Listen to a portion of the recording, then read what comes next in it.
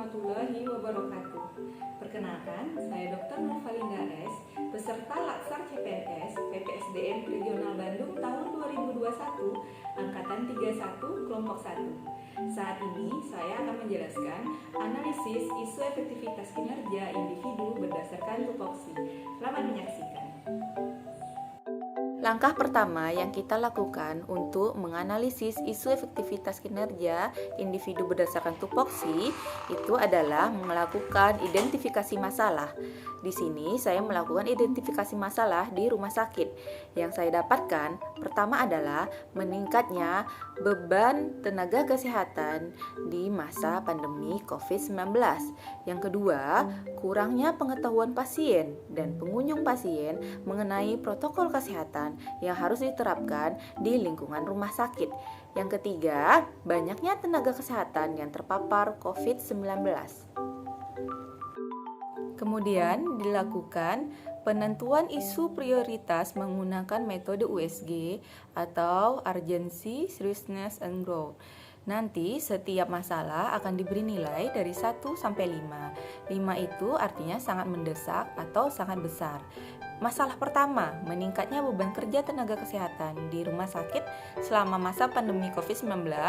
Untuk urgensinya saya kasih poin 5, seriousness poin 5, kemudian growth 5, total 15. Untuk masalah kedua, kurangnya pengetahuan pasien dan pengunjung mengenai prokes pencegahan COVID-19 di lingkungan rumah sakit. Untuk urgensi saya kasih poin 3, untuk seriousness 4 dan growth 4. Kemudian masalah ketiga yaitu banyaknya tenaga kesehatan terpapar COVID-19 di rumah sakit. Untuk urgensi diberikan poin 4, seriousness diberikan poin 5, dan growth diberikan poin 4.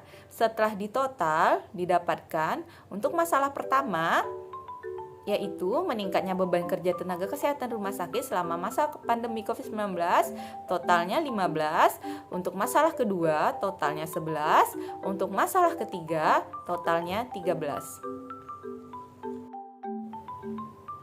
Dari beberapa isu masalah yang diangkat setelah dilakukan metode USG tadi, didapatkan bahwa isu utama yang harus mendapatkan prioritas pemecahan masalah adalah yang mendapat poin tertinggi, yaitu masalah pertama, meningkatnya beban kerja tenaga kesehatan di masa pandemi COVID-19 di rumah sakit. Analisis isu menggunakan metode Fishbone. Dari metode Fishbone ini diharapkan kita mengetahui sebab-sebab terjadinya peningkatan beban kerja tenaga kesehatan di rumah sakit selama masa pandemi COVID-19. Pertama, dari metode pemakaian APD atau alat pelindung diri yang memberikan beban kepada tenaga kesehatan lebih berat saat bekerja. Lebih banyak prosedur pemeriksaan yang harus dijalani pasien baru sejak masa pandemi COVID-19 dibanding sebelum masa pandemi COVID-19.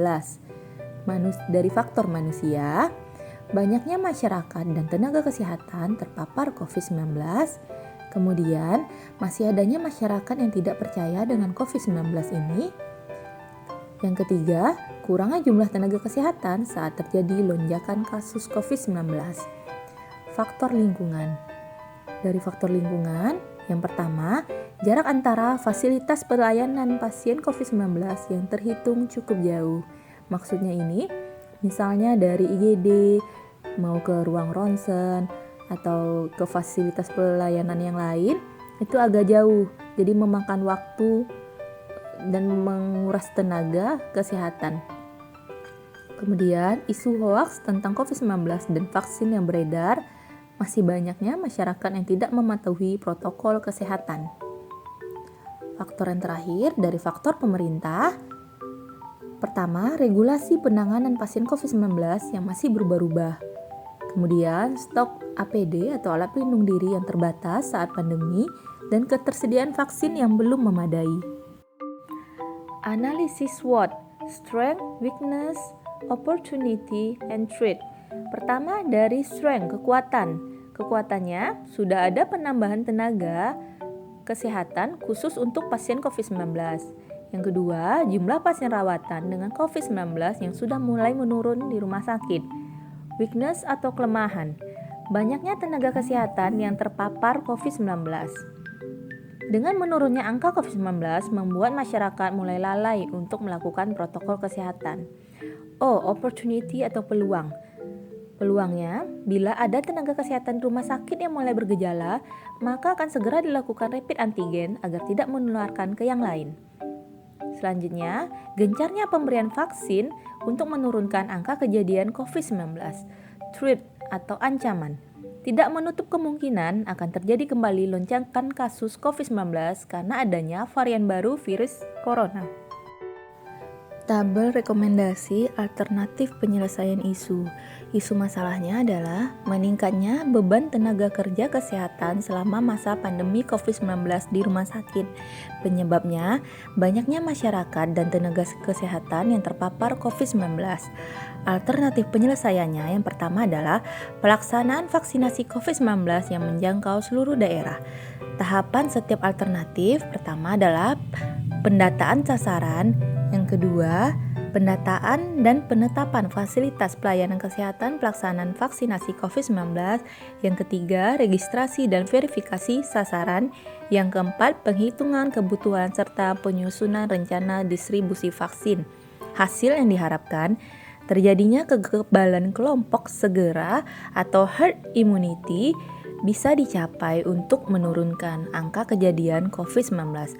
Para pihak yang terlibat itu dari pemerintah pusat, pemerintah daerah, rumah sakit, puskesmas, dan masyarakat. Alternatif penyelesaian yang kedua yaitu penerapan protokol kesehatan dalam setiap aktivitas. Tahapan setiap alternatif mencuci tangan dengan air mengalir dan memakai sabun. Yang kedua, memakai masker. Yang ketiga, menjaga jarak minimal 2 meter. Yang keempat, menghindari kerumunan. Dan yang terakhir, membatasi mobilitas. Hasil yang diharapkan dari prokes ini adalah mencegah penularan COVID-19. Para pihak yang terlibat adalah seluruh masyarakat. Sekian presentasi dari saya. Mohon maaf bila ada kekurangan dan terima kasih.